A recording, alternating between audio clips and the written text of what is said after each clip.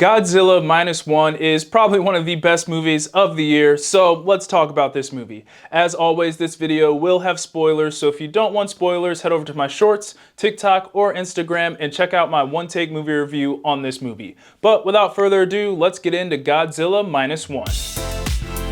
So this movie is set in a post-World War II Japan, and when Godzilla shows up and starts wrecking everything, it's up to our main character Kiyoshi and others to devise a plan to stop Godzilla. Jumping right into the good, and the first thing I have here is the characters / stories of this movie, and I can't believe that I'm about to say this about a Godzilla movie, but I genuinely cared about the characters that were in this movie. And unlike other Godzilla movies, I truly didn't want any of these characters to die. They did a great job at building each of these characters, especially our main character Kiyoshi, and at times this movie felt more like a study character on him and how he dealt with PTSD and survivor's guilt. I mean, he started as this scared kamikaze pilot and then later became the hero of this movie as he found his purpose and essentially finished his war as he flew his plane right into Godzilla's mouth and blew him up, which was one of the coolest scenes of the movie and a really good way to kind of end his character arc. They also kind of had like a little subplot going with Japan's relationship with war and just the loss of life in general, and it was really cool to see all the characters of this movie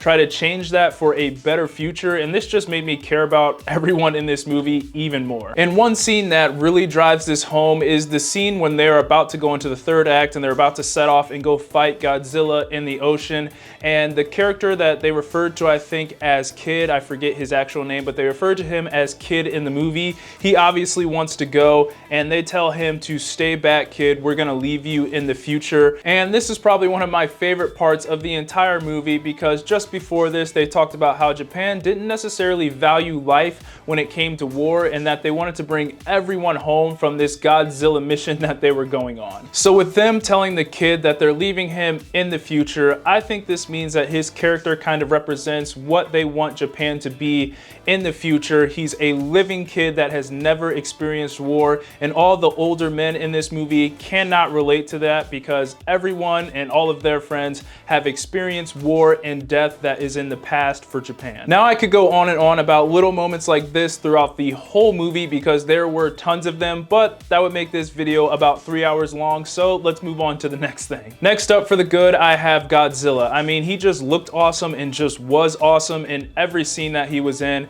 and the really cool part about this version of Godzilla is that he was just a straight up menace throughout this whole movie, and he was genuinely terrifying when he came on screen. He had no redeeming qualities, and as I said, he was just a straight up menace this whole movie. You would hear his theme music hit, which was absolutely phenomenal, by the way, in this movie, and you would just feel this impending doom knowing that Godzilla is about to show up and wreck everything that you see. Now, Godzilla is an allegory for the atomic bomb in Japan, and they showed that really well in this movie, just with the pure destruction that Godzilla caused every time he was on screen. And then when we finally got to see his atomic breath for the first time, we saw the weight and the destruction that it caused in Japan and how that affected all the people of Japan and our characters in this movie, which made this film 10 times better given that we actually cared about the characters in this movie. And finally, for the good, I have the visuals. Now, I don't know how much CGI they used in this movie, but for a film with only a $15 million budget, the visuals in this movie looked great. And this was really shown in the middle of the movie when Godzilla attacked the city of Ginza, I think it was,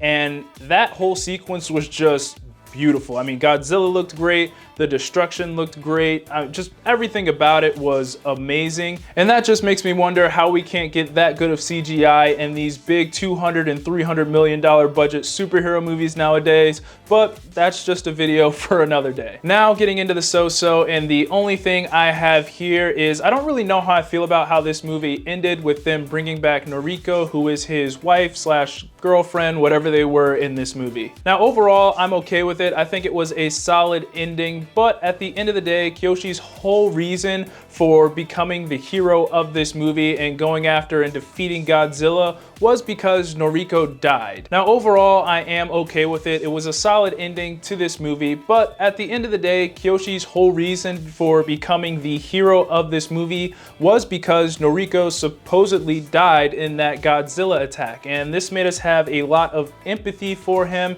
and was just a great motive for him to go after and eventually kill Godzilla. So when she showed back up at the end, and this is probably just a me thing, but I did lose a little bit of emotion towards this movie. Now, I'm completely okay with them keeping her alive because at the end of the day, he does get to now be with her now that his war was done, and that was a pretty big plot point in this movie with Kyoshi kind of finishing his war. But I think emotionally it would have hit a little bit harder if they would have let her stay dead. And finally, getting into the bad, and there was really no bad in this movie, but I will say I did want some more Godzilla scenes. And that's not because the character moments or the characters in general were bad. They were honestly the best part of the movie, in my opinion.